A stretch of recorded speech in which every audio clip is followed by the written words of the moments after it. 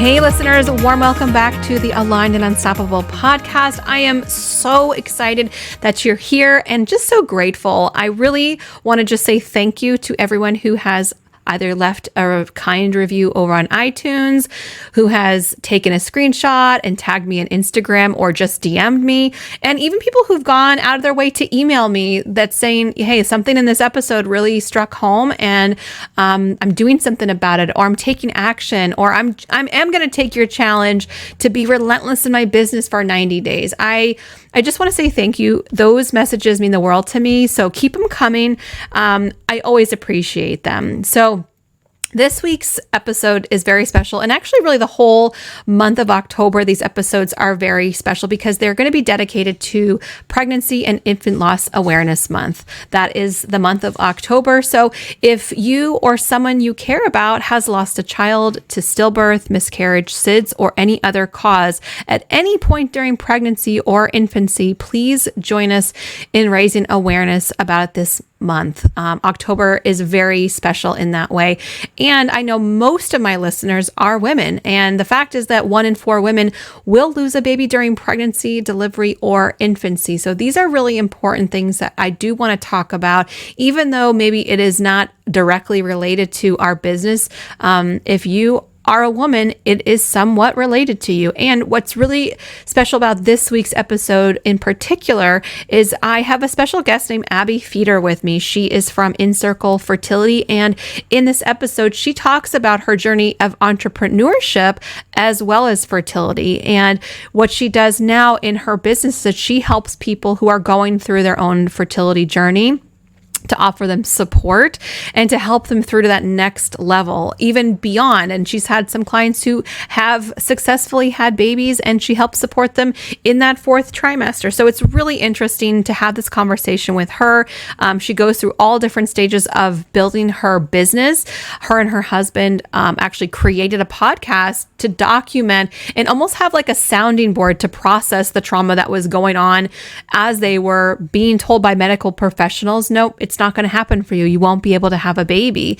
And so this is a really interesting story that Abbe shares about creating her podcast, then later selling her podcast to Amazon, Audible, and really building a business after that, because what she realized is that this dark night of the soul, these years that she struggled with fertility, ultimately she realized it led her to help others. And I know you're all here for a really similar reason. And so there is that synchronicity, there is that resonance that you're going to hear your own story within hers. And I know that you're here to lead, you're here to serve.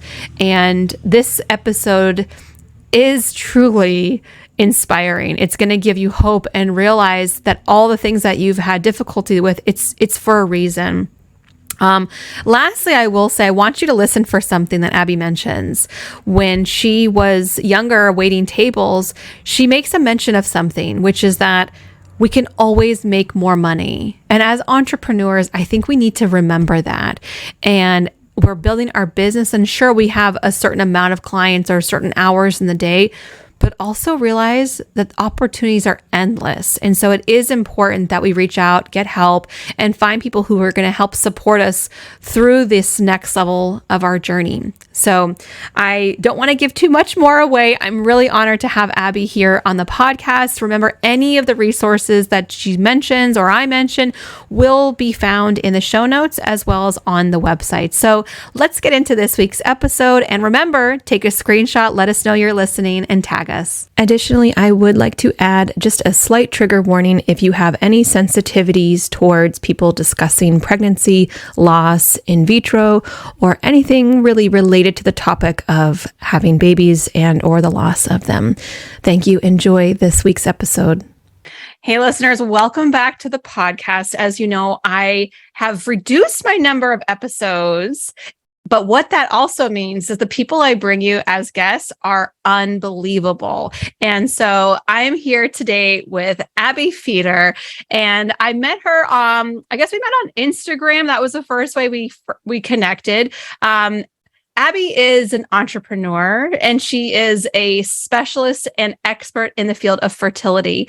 And what's really cool, how we also connect, is she has her own Oracle deck as well, which is gorgeous. And so I wanted to bring her on for a couple of reasons. Number one, because my audience, you guys are primarily female entrepreneurs, so you all have that in common. But also, whether you personally have gone through fertility issues, or you know somebody who has or does or is, or any of those, past, present, or future, it's good to have people in your corner, and especially people who you can trust, who you feel connection to.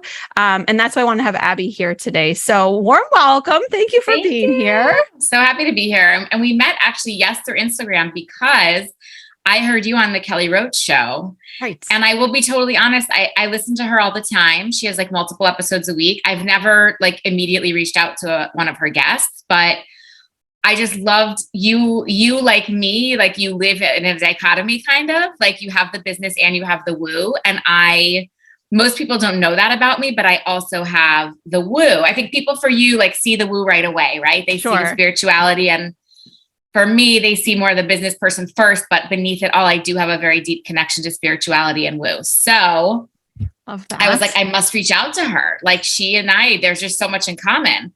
And we just clicked right away. And I'm so happy to be here and support each other's business, because I think what you do is just phenomenal. Thank you. And another great recommendation that Abbe gave me was the Entrepreneurista League, which really I'll link it in the show notes if you're interested in a networking group with female CEOs. I mean, so far so good. I've made some wonderful connections, and I really just so appreciate that referral. So I'm so glad it works. Yeah. So let's dive in, because, Abbe, you had a podcast as well. You've since sold it, and, you've grown your business. You're doing primarily coaching. Yes. And so let's just kind of roll back a little bit in time, like which came first? Did you start your journey as an entrepreneur and you were wanting to get pregnant? Like, tell us a little bit about your backstory. I'm one of those people that's kind of always had an entrepreneurial spirit. In third grade, I lived in Manhattan, New York City, and I had it was called Tchotchkes Unlimited. Like tchotchkes is a Yiddish word for like junk, basically. Yes. And I just like sold stuff on the street. Like I've always babysat. So I've always loved the idea of monetizing for good, whatever the case may be. So my background, honestly, I'm in behavioral science. I have my bachelor's is in behavioral science, so somewhat related to the mental health fertility space.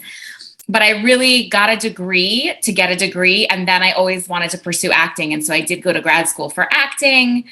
And even within the acting realm, there's so much entrepreneurial business stuff that has to happen that many creatives are not good at. And I was always very good at that. The marketing, the keeping in touch with people, the relationship building. And so I feel like every facet of my life, I found a way to make it entrepreneurial. Of course, I waited tables like many actors do, of course, which I loved. And to this day, like if it weren't so physically taxing, I would still do, because what it taught me was there's always ways to make more money, right? You can always pick up a shift. You can always cover for someone.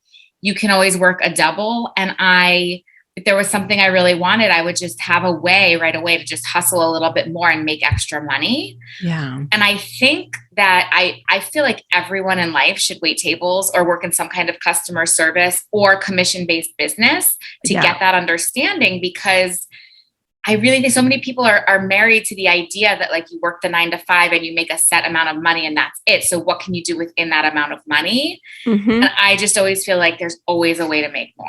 Yes. So all of that sort of informed my entrepreneurial spirit. And then when it became time to get pregnant and we weren't getting pregnant, that took precedent over everything. I was so miserable and so unhappy and so depressed and so just surprised. I just kept feeling like, how is this my story? I don't understand. I did everything right. I took care of my body. I married a great guy. And so whatever else was going on in my life took second fiddle. It was like, sometimes trying to get pregnant is like a full-time job. And that's what I would imagine. Like. Yeah. And that's what I've seen my girlfriends who've gone through various ways of, trying to get pregnant. it is a full-time job. And not to mention, if you go the route of IVF and all the doctor's appointments and the injections and the pills, and like, it is so taxing. It's so taxing, Oh and my it's so gosh. freaking expensive, right? Yes. Like, Yeah. so it's like I didn't have the stamina or desire to work in any way, but also I needed to find a way to pay for fertility treatments. It was brutal. Yes. And so we went through it for many years, some without medical help. And then once we got on the medical bandwagon, we went really far into it. Okay. A crazy amount of times into it. Like we did 4 IUIs, 4 egg retrievals, and 8 transfers. So total of like 16, depending on how you look at it. Wow. I know. And again, even when I say it, I'm like, I just can't believe that was my story. And just spoiler alert, we did end up on the other side with twins. But we were told it would probably never happen for us biologically. So they are really miracles. Okay. So hold on, please. Okay. Rewind. When a medical professional tells you it's probably not going to happen, what does that feel like? Just no. I was just like, no, that's not our story. It's just not our story. And I know that sounds so crazy, and like faith does not work for everyone, but I knew in my gut we were going to have biological children. I didn't know for sure that I would carry them. But even based on my medical, like what was going on in our particular journey, we were making embryos. So that wasn't the issue for us. And I was like, if we are making embryos, we are having a biological child. I don't care what you say to me. Like, we are doing this. And I love my fertility doctor to pieces. I had a few, but the one that I ended up with, I mean, she literally looked at us and was like, if you want to do this again, we can, but I don't really know why you're doing it again. Wow. And I was like, okay, look, like by this point, we had started what is now the podcast. We weren't sure what it was going to be at the time. We were just so sick of what everyone in our life was saying to us, just relax, go on vacation.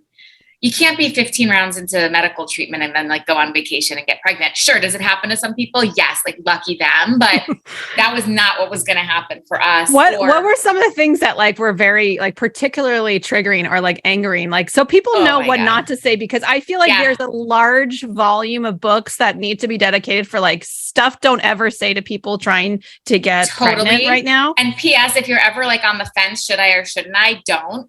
Or reach out to me first and be like, is this okay? So one of the first things I remember is like after my first round of IVF, one of my husband's friends was like, once we started trying every other day, it happened.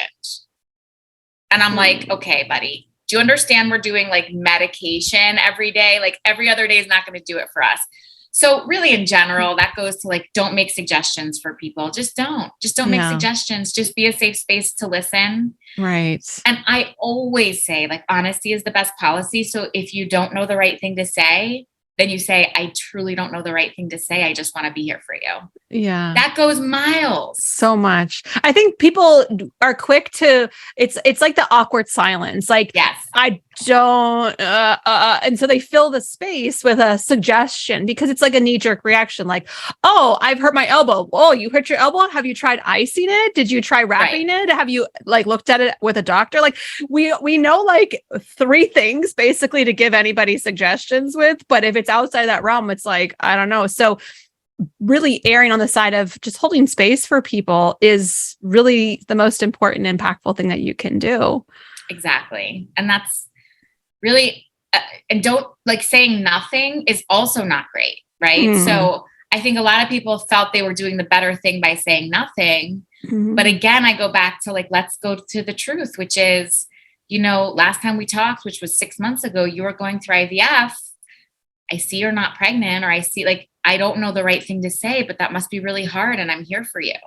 Beautiful. Just acknowledge it, Right. Or did you notice that people like distance because they didn't know the right thing to say? So they're like, this is awkward. Yep. I'm just going to like put my head into a hole and step away. They like disappeared from our life because they didn't know what to do or say. And they were having babies and they knew we were trying at the same time that they were. And so they would literally just disappear. And like, that is really what the catalyst was for our podcast, because we couldn't go after these people and say, let me tell you how you've been shitty. You know what I mean? But we needed a place to talk about it. And so someone was like, just grab a recorder. I don't know if it's going to be a podcast, but just sort of talk about it. And we did. And it became like our sort of de facto therapist. We would talk at night about the things that really hurt us during the day. We would record phone calls from our nurses and our doctors. And we didn't know what it was going to be. It felt like an imaginary friend that was in it with us, you know? Yeah. Yes. And so lo and behold, it did gain some attention, just the raw footage. We were very lucky. We were connected to a wonderful podcast company called Starburns Audio, and they had nothing in the space and nothing in the realm, and they just loved the idea. And so they were like, we want to produce this for you as an actual podcast. And so they did. And that's how it all started. And at that point, we had just been told that it probably wasn't going to happen for us ever. Wow. And so we were like, we need a place to talk about the grief that one carries for life when your family doesn't turn out the way that you thought that it would. That was really how it all started. Yeah. And so it was both you and your husband the Yes. entire time you had the podcast. And it's almost like, it kind of reminds me of journaling, but you're kind of like writers, Exactly. but it's like an audio journal essentially of documenting your process and everything that you experienced. That's exactly what it was.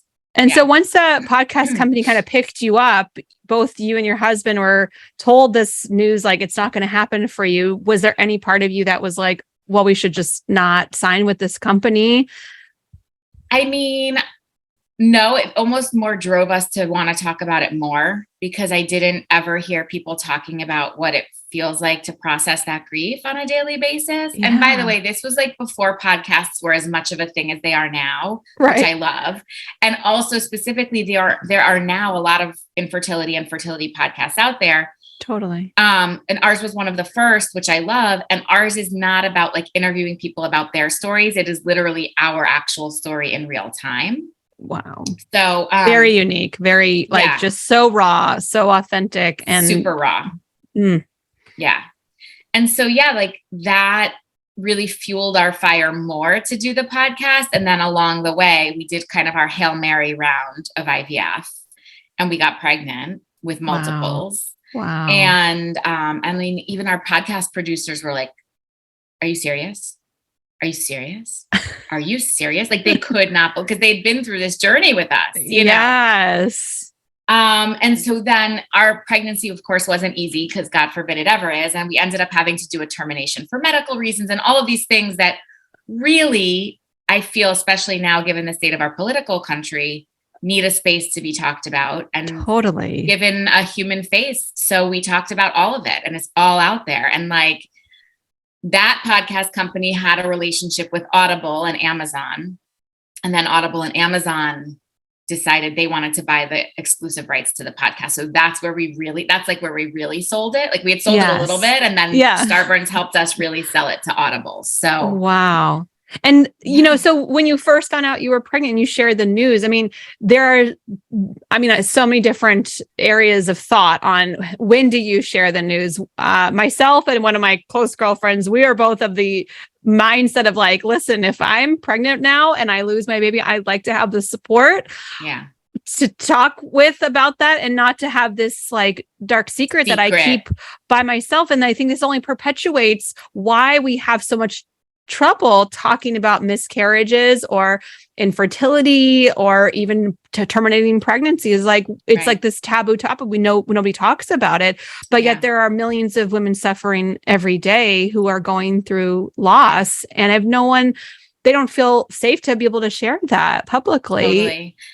I think it's really, really awkward, because our podcast actually didn't come out until about 3 weeks before I was due. So I was very pregnant.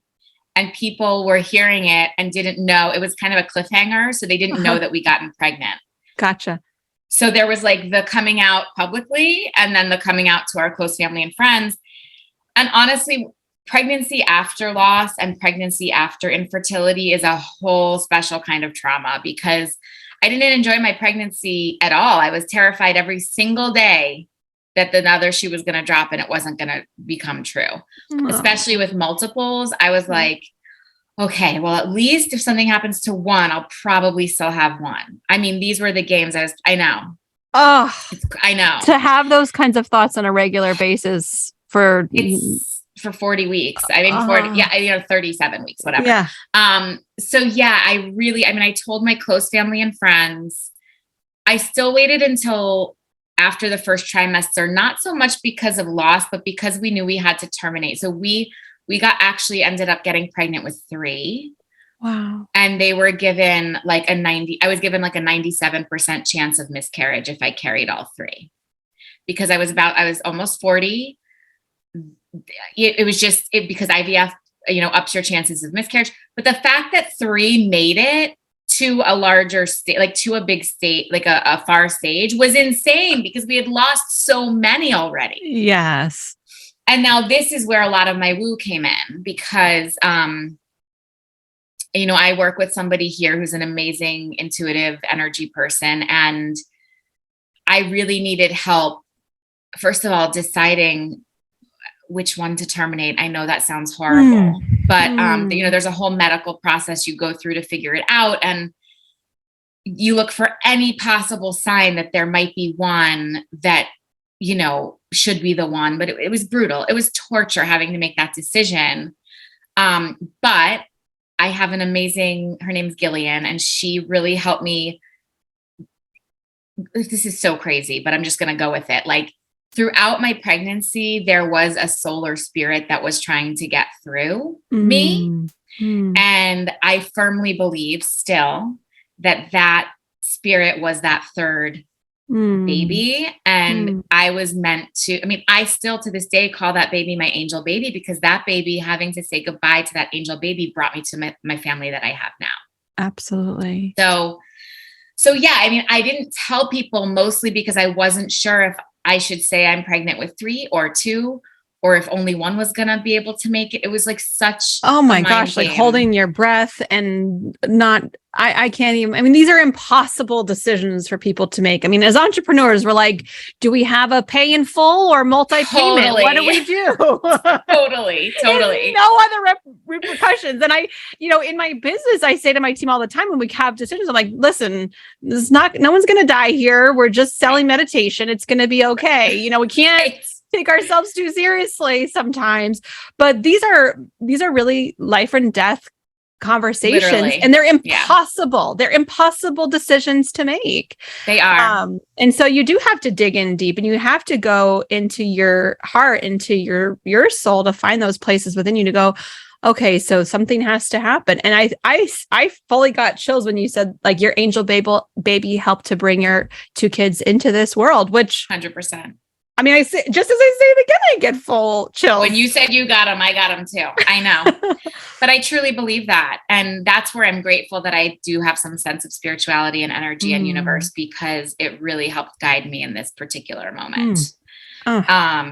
So yeah, that's like my story. But from the podcast, that's how my business was born, so to speak, because people just started reaching out to me all the time. What do I do? Thank you for sharing.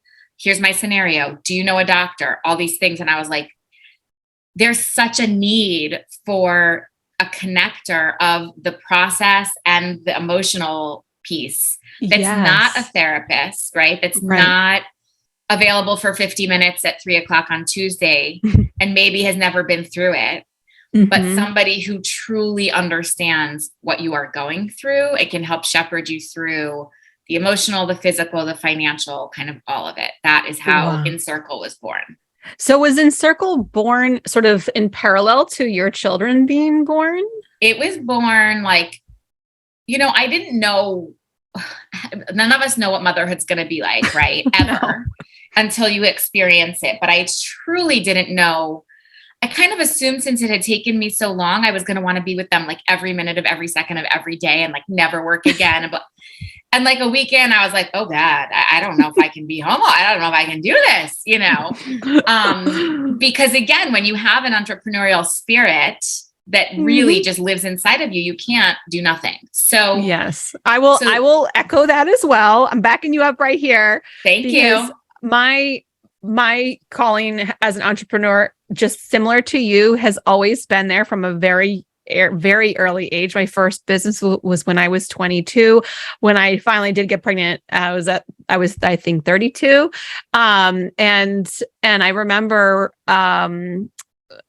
my mother had come to visit one time and basically to talk to me about focusing as a stay-at-home mom and not on this little business, and really encouraging me to like put this little business aside. And had I listened to her, I wouldn't be here today, obviously. However, that year was the year I 10x'd my business. I love it. And by the end of the year, I said to her, I'm taking November off. I'm celebrating this stuff. And she was like, no, you can't stop now that I said, listen, Mom, if I listened to you 7 months ago, I wouldn't be here today. Yeah. So thank you for your advice. But until you are an entrepreneur in my shoes, yes, I will not be taking advice from you. Thank you very much. Totally. Because and I believe we can have both. Why? We have been programmed to believe you can either this or that, but you can absolutely be a mother and have a successful business. And there are gobs of women out there who are massive, crazy, successful and don't work full time, or who work minimally and their businesses are just kicking butt. And they're like, I guess I homeschool my kids now because like I'm just making so much money. I'm just sitting here like I should do something. Something, right? I mean, great. Like let's both be them, those women. Yes. I think this is so clear to me and most people I think that are probably your listeners, because there are a lot of entrepreneurs. Being a mother makes me a better business owner, and being a business owner makes me a better mother. No two doubts. Like no question about it. It's just right. Like all the things that are able to fill our soul can drive all the sides of our life. So yes. Preach. So after they were born, I was like, I know without a doubt that I went through this to be able to help other people. Like it was just so clear to me. Yeah. And it took a while to be, I was still a mom of newborn twins and I wasn't sure what the model was going to look like. And so it took a while to become what it is now. But I have so much pride in being able to offer this service because so many women are entering the fertility space in a business capacity because we all are just like, enough of this horrible experience that we went through. Like, what can we do to make it better? And gain some control because it feels so out of control. Yes. So that's the beautiful piece about it. I love that. And I want to say, when we can kind of go through these dark nights of the soul, we can go through these hardships in our life and you get through that place and now you're here and you can look back and go, I knew I had to go through that so that I could help serve other people. And I think what's really challenging for a lot of people is when we're in these dark situations and these challenges that are like they're taking us over, to actually have the understanding, like, I might not see it now, I might not know it now, but this is happening for a reason. And just trusting that by itself. A lot of times we are in these difficult situations and we need to know what the end of the story is. Like, what is it all for? Why is it happening to me? But we're not really gaining the benefits of being in it also if we're trying to hurry up through it. So totally agree with that. I feel like if you are experiencing a dark night of the soul, or you are undergoing a big challenge in your business, or you're having issues with fertility, or whatever it is right now that you're up against and it's hard and it feels insurmountable, I want you to hear Abbe's story right now too, and realize that if she's gone through all of this, which it seems like the people who I know haven't gone through nearly as much as you, also just going to put that out there. If she's gone through this, you can get through it too. And it's going to happen for a reason. And I think a lot of the reason why people are drawn to this podcast too is because there's something in them that knows that they're here to lead. And as leaders, we're here like bushwhacking. We're like with a machete through like the jungle. There's no path in front of us. We are just trying to figure it out. And so there are times where there's like a clearing that we can just be like, oh yeah, I own this. I know what I'm doing here. But a lot of times we're just like bushwhacking and we're just like a few steps ahead of you. And we're just looking back, reaching our hand back, going, come on, this way. Stick with it. And so that's it. It's like, hear our stories and understand that you can also make it through to that next place. If you're feeling stuck or stagnant, there are ways through. And also, I want to just reiterate, you reached out for help from multiple people from all different places. And I feel like I'm seeing this a lot recently, which is like, there's two very distinct type of people, like people who want to just complain about everything bad in their life, and then people who want to do something about it. Yeah. And, I think a lot of people could take the stance, and especially, again, if people are saying to you, medical professionals say, nope, it's not going to happen. You could totally take that first road and be like, this is, my life is over. And I'm sure a lot of people feel that way, and sort of stick in that place. And like, things just kind of happen around them, around this one issue. I think it shows such a strength of character in you that you could see this as like, this is not going to be my story, and just stepping up and going, I'm going to get through this. And now that you help guide other people through it from a place of walking the walk, that's so empowering. And so when people reach out to you and they're going, I don't even know where to begin, who do I talk to, how do I get help through this? How did you do it? They're hearing your story. Did you start working with people individually? Did you know that you wanted to do groups of people? Like, and then like next, like the card deck, like we'll get into that, but how did it kind of start to develop for you? So I truly, when I launched the business, I had a business partner. We have since divorced, amicably-ish, but it just wasn't a fit, but she was amazing at helping set up the business. Not an entrepreneur at all. And that's sort of where you have to really follow your gut on that. Biggest tip I would say entrepreneurially. But we would say you get 2 for 1, right? Because we launched right before COVID, and we pictured ourselves, we were like, oh, we'll have like an office that looks like a therapy office, and we'll cry with people and blah, blah. And then we were like, oh my God, we can't see anyone. What are we going to do? Let's pivot. And so we started on Zoom. We started very slowly. We actually started by volunteering for an organization that pairs like peer mentors for fertility.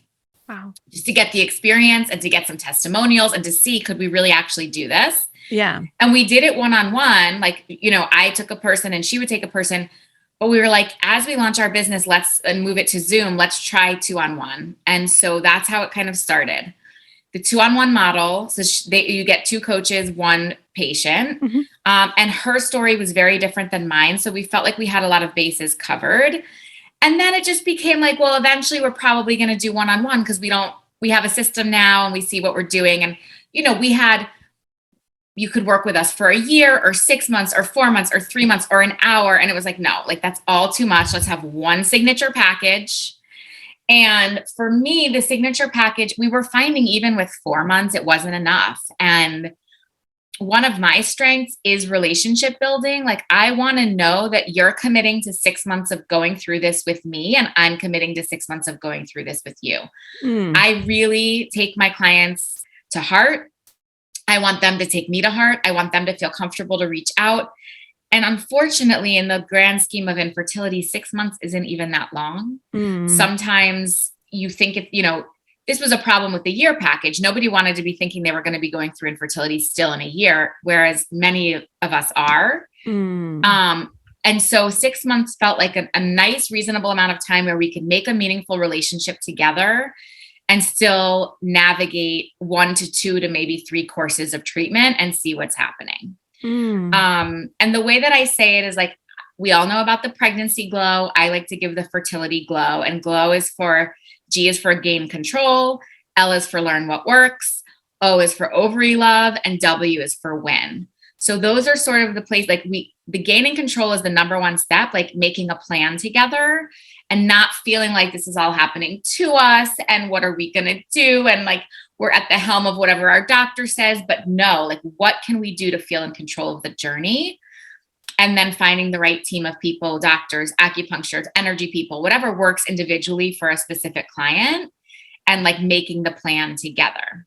Wow. So that is really, and I'm so happy with the 6-month package. I love getting to know my people Many of them come on for another 6 months. I wish they didn't have to, but some of them do. Yeah. And many of them come on for 6 months even after getting pregnant because, like I said, there's no kind of trauma like pregnancy after infertility. And they want to just know that I'm still available to walk them through that. Yes. That and that fourth trimester. I mean, the two of them, I mean, that can go that, I mean, I'm not trying to remarket your business here, but even what you said is like, statistically speaking, most people are going to be in it for a year, even though we don't think we want to. And, understanding that there is so much that can go into these containers, these 6 months containers together, even beyond trying to have a baby. After you've had a baby, there's work to do there. Right. There's And like I said, the feelings of motherhood after infertility, like you feel like you're supposed to be so grateful for every little thing, but like getting no sleep still makes you miserable. And you're allowed to say that even though you wanted your baby more than anything in the world, right? Totally. So it's really like a lot of mind games that happen. Oh yeah. And I mean, I think we all suffer from some range of postpartum depression. Yes. I think there's a wide spectrum. I know for me, both of my kids didn't really sleep for the first year. And I mean, your brain just doesn't work on all cylinders, period.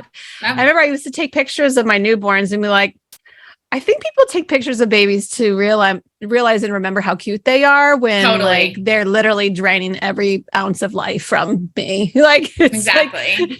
Like, I have friends who are like obsessed with babies and they go on to having home health, like, babysitting and all. I'm like, please no. Like when I see cute babies, I'm like, oh, that's good for you. Yeah. And I always say like everyone's children suck except mine. That's like, and I didn't know that I was going to feel that way. I thought I was just going to want to like immerse. So really managing that piece of it too, when you overcome infertility is an important piece of the puzzle. Yeah. Huge. And again, it's like this gray area that doesn't really come up to the surface and get talked about and looked at. And that is really like, I am all about talking about all of it. Like I'm such an open book. I think it's so important. I don't expect everybody to be an open book, but I like to take advantage of the fact that I am, because I think it's grounded in reality. This is just the reality. And what I've learned mostly from doing the podcast is that so many people are like, oh, that is exactly how my husband and I fight. Thank you for it. Like, I thought we were just even more horrible people than most. And like, I see now that that's normal to fight that way. And it doesn't mean we don't love each other, or I wanted to murder my doctor when they said that to me too. So thank you for just saying that, because I felt so validated. And that is really what sharing our stories is about, right? Like validating each other so that we know we're not alone in this and that nothing's wrong with us. Absolutely. It's interesting. Yesterday, I actually had my annual checkup at my OB. I see a midwife, and that's who I had. That's where I went for the birth of my children.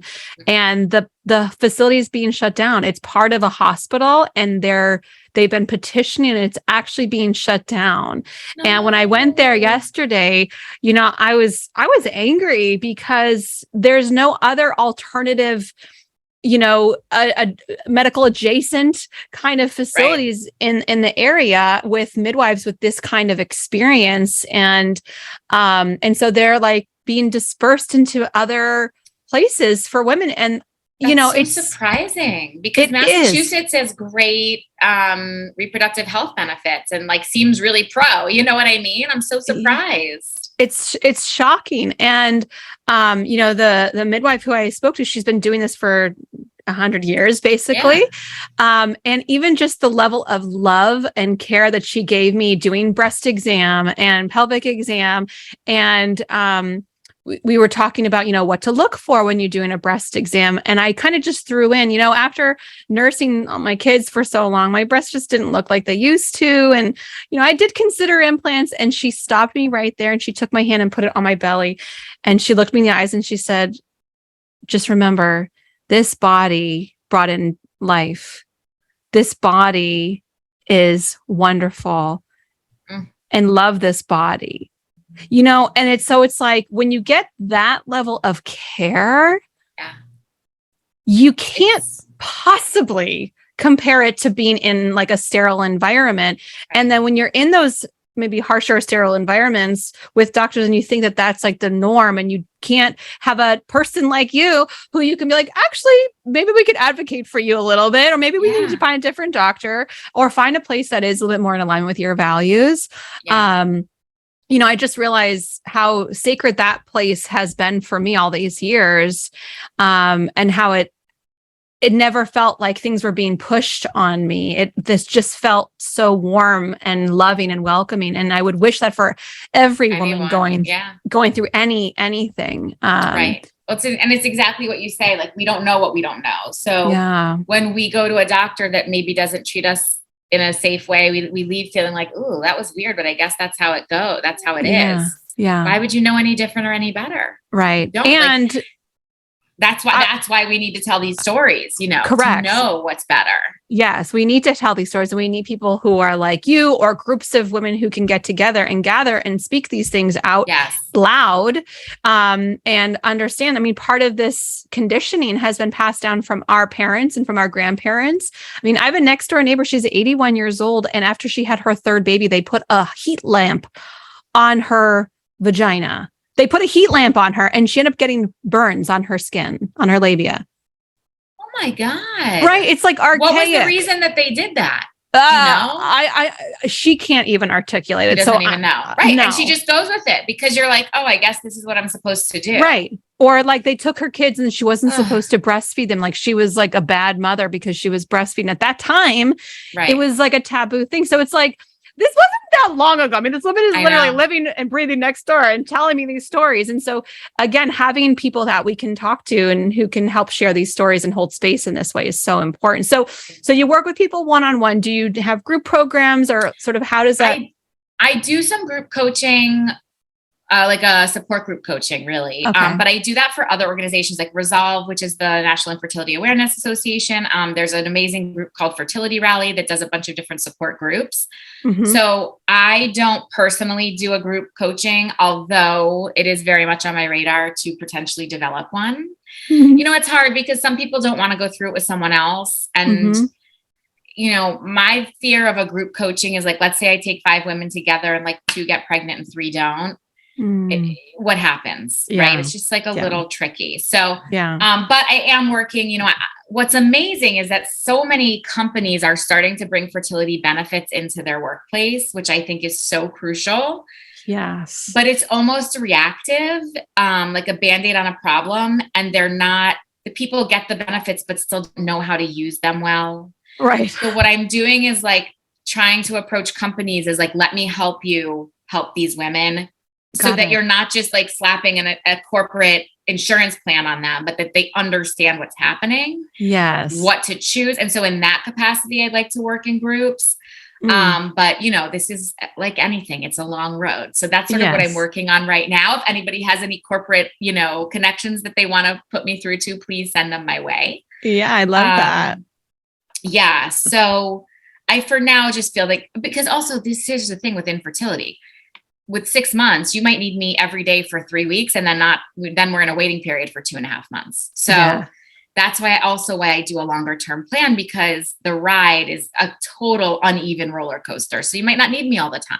Right. Which makes sense. And I love that too, about your model of really giving people that flexibility and realizing like, you don't need people to need you to be there all the time. Right. But then so I'm going to talk about your card deck. So this is that invitation of, if you're not quite at that stage, or even people who are working with you, having this deck is so beautiful. So you have empowering messages on each of the cards. They're like a rainbow in color, for people who are watching the video. Yeah, it's beautiful. I can't believe I didn't send you some. I should have sent you some. I'm going to send you some after this. Thank you. Oh yeah, you don't need them, but this way you'll have them for someone else who might need them. And we did talk about doing a possible giveaway too. Yes. So why don't we do it? Yes, let's do that. Yes. I'll give 2 decks away. 2 decks away. Thank you. Yeah, thank you. So we'll have a giveaway for podcast listeners. We'll share it on Instagram, and just to get people excited about it and to see. So I love the parentheses around infertility. Yes. Oh gosh. Also like deciding internally that you might be infertile is a big decision. So if you don't like it, where's my finger here? If you don't like it, Yes. then they're fertility cards of affirmation. And if you understand that you might be going through infertility already, then they're infertility cards of affirmation. Yes.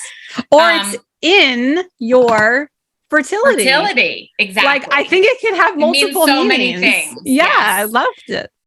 So yeah, these were born out of, I got a deck of cards as a gift after I had babies already. And I was like, oh my God, I wish I had had these during my infertility journey. Wait a second. And so I was like, oh my God, I'm going to look for infertility cards of affirmation, of which there are none. And so I was like, we have to make them. And the artist, like anyone on video can see the rainbow, like you were describing, and you'll see it on Instagram. So the artist is amazing. Her name is Jamie Bleacher, and she is the glitter enthusiast on Instagram. And she went through her own insane fertility journey and decided to gain control over her journey.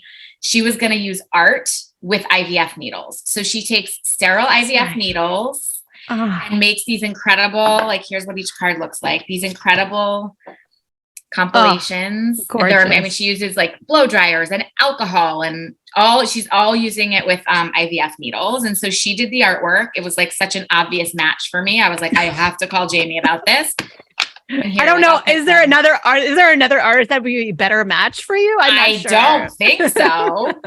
So like, here's one that I just picked randomly. I can speak up when others' suggestions or advice cause me stress and pain. Like we were just talking about. Yes. I can. So this is affirming. I can speak up when others' suggestions or advice cause me stress and pain. And you can see this one happens to be green. They're all different colors. Beautiful. And it's just because, again, someone says like, oh, try every other day or just relax or go on vacation.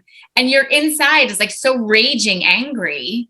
Yeah. So then you check your card and maybe the next day you say, there was something you said the other day and I just want to let you know, maybe that wasn't whatever it might be. So these are very specific to the fertility journey. Really love specific. them. And I was going to ask you to pull a card. So I'm glad that perfect. You did. Yes. I mean, I still use them now, even though I'm, on the other side, but I find them very helpful in everyday life. I mean, that message is perfect for anything. No matter what. Yes. Totally. I think so. And honestly, people were reaching out to me all the time, like mothers and sisters and best friends that were like, my best friend's IVF just failed. I don't know what to do. Do I get flowers or does that seem like it's a funeral? Do I say nothing? And so when you go on our site and look at the cards, I even give examples of things you can say that include things like, I saw these cards and they made me think of you. I never know the right thing to say, but I hope that they, provide support in your journey or whatever it might be. I give little examples of things that you can say because there aren't perfect gifts out there for this kind of grief and loss. And now I feel like there are. Totally. And you know what? You just made me see greeting cards as well. Yes. And that's something that Jamie has been working on as well. I mean, those would be beautiful greeting cards that people could buy from you. Right. And, it's not that like the card could be the message and inside it could say one of the beautiful things that you just said of totally, that people I love that idea.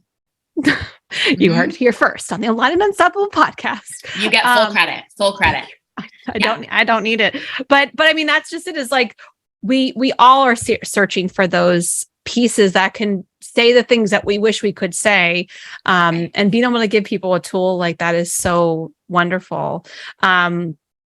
Abbe, thank you for being a guest and thank you for sharing your story. I think that the listeners are going to hear so much hope in your story and also see, I mean, even when you talked about your business model of offering a gazillion things and then narrowing it down, like, let's have a signature program. And actually, this is how I serve at my highest level. I mean, this is stuff I talk about all the time. And it is so congruent with the messages that I share here. So I think if people are hearing you say it, it's you. It's not me saying it's you. See, I told you so. We didn't talk ahead of time about this. I promise. We did. But that's also part of the journey is like, we have to eat a little humble pie. We volunteer. We try this. We try that. We throw spaghetti against the wall.